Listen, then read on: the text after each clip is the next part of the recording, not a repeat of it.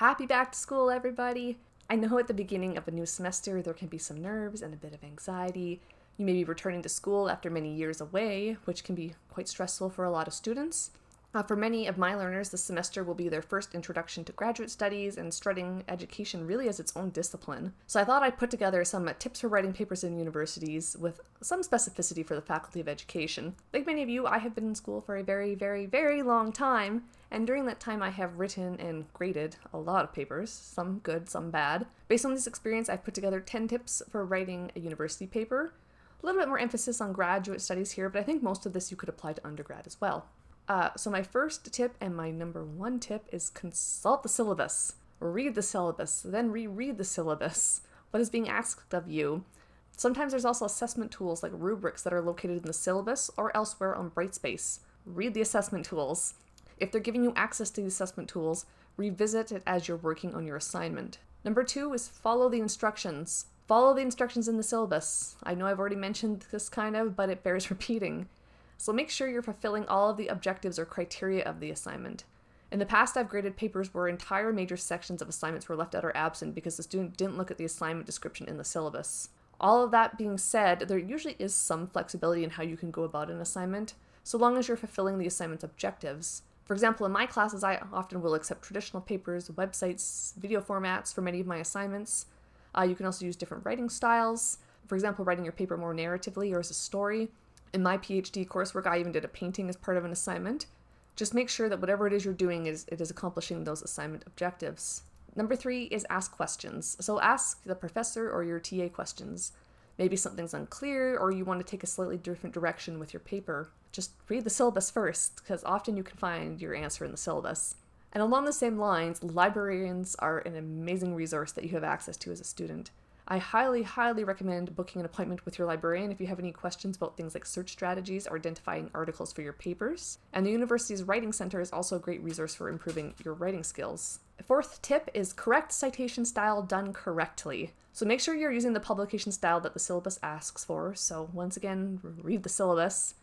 For my students, this is APA. Using a different citation style isn't necessarily the end of the world, but if the person marking your paper isn't familiar with it, they may deduct quite a few marks. You could also lose a lot of marks if the syllabus specifies a specific citation style, which may be included, for example, in a rubric. Using the correct style is also good practice if you want to go into academia or research, because journals and grant applications will have very specific instructions regarding the citation style and the formatting. If you're at the graduate level, I do highly recommend actually purchasing the publication manual, but there are also a lot of great online sources for APA, like Purdue OWL, but they aren't necessarily as comprehensive as the actual publication manual. Number 5 is the correct file format. So typically you'll be asked to submit a Word document unless the syllabus says otherwise. This doesn't matter so much in my classes because I mark up assignments in Brightspace. Plus my students do a lot of things like websites and videos and infographics. But some profs do like to actually download the papers and use track changes. And it's more difficult for them to correct grammar and APA in a PDF than it is in a Word doc. And if you're submitting your paper as a Pages document, the prof may not be able to open it at all if they don't have a Mac. So make sure you're paying attention to the professor's instructions, and this will make them less cranky when they're grading your paper. But unless it's otherwise stated, it's probably safe to assume that the professor will want a Word document. Number 6 is write about something that actually interests you. In grad school, you typically have a lot of flexibility in what you're writing, so pick something that really interests you. If you're passionate about your paper topic, it will come across in your writing. And I love reading papers when I can tell that the student was really interested in their topic. If you're bored or disinterested in your topic, generally we will be too. It may be helpful to think ahead about what you want to research if you're in a thesis program. I purposely picked topics for my papers that would overlap with my comprehensive exam domains and what I wanted to investigate in my research. And this drastically reduced the number of readings I had to do for my comprehensive exams. So work smart rather than making things overly difficult for yourself. That being said, do make sure that your topic is actually aligned with the course content and the learning objectives. I've previously seen students go a bit too far here and hand in something that, while extremely interesting, was completely unrelated to the course. 7 is know your audience. So while you want to pick a topic that really interests you, you also need to keep in mind who's grading your paper. Are they an expert in the area? Have they published on the topic? Do you know if they have a strong opinion on this issue? That being said, you could be creating something for a course with a completely different audience in mind. For example, my students create a lot of educational resources for their workplaces where the professor, me, is not their intended audience. And in such a case, they need to write it with that particular audience in mind. However, in these situations, it is helpful to include some sort of explanatory or contextualizing statement when you're submitting your project. For example, explaining some of the key concepts that don't need to necessarily be explained to your target audience, but they maybe need to explain to the person who's actually assessing your paper. 8 is find a writing style that works for you. I come from an applied sciences background, so I use tons and tons of headings and subheadings in my writing. Typically, when I'm approaching a paper, I like to write an outline, and that outline becomes my headings. I find this makes it a lot easier for me to write, and it makes my papers very organized. I also love marking papers that have headings and subheadings because I can find things very easily in them. But that being said, this writing style is very difficult for some people. Many of my friends who have done their education firmly in the humanities and in the arts find more of a narrative essay style to be a little bit easier for them. And that's fine, unless the syllabus says otherwise. Have I mentioned reading the syllabus yet? Make sure you read the syllabus.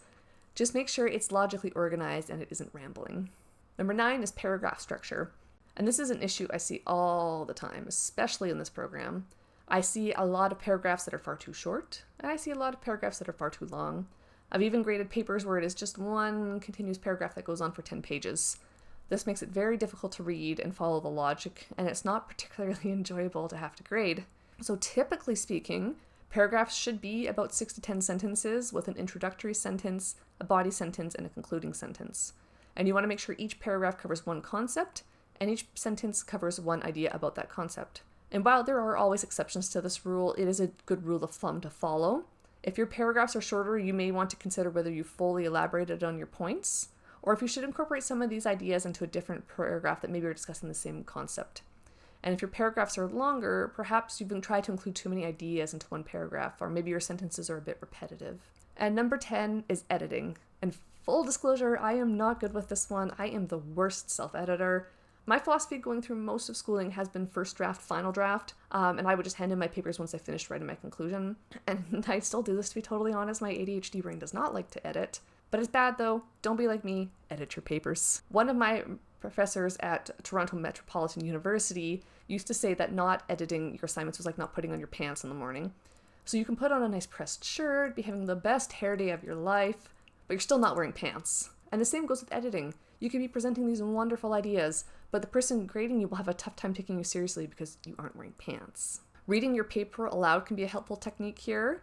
You can also get a peer or a family member to look over your final draft. Those outside of the academic field are particularly helpful because they'll let you know when something's unclear or if you've used too much jargon. My mom read most of my papers in my master's degree, and that honor has now been passed on to my partner who works in computer sciences, not education. Editing should also include making sure your citations and your reference list are correctly formatted. I use reference management software for my papers, which I highly recommend. My reference manager of choice is Mendeley, but Zotero is another great one. EndNote is quite popular too. I'll put a link down below to the uOttawa library website on the use of reference management software. Now, it's important to note that with reference management software, it isn't always 100% accurate, and sometimes it makes errors in the in-text citations or in the reference list. Sometimes it does weird things like autofill articles details with incorrect information. One time, Mendeley thought an article about electronic consultations was actually an article about a wolf delivering its live prey to its pup.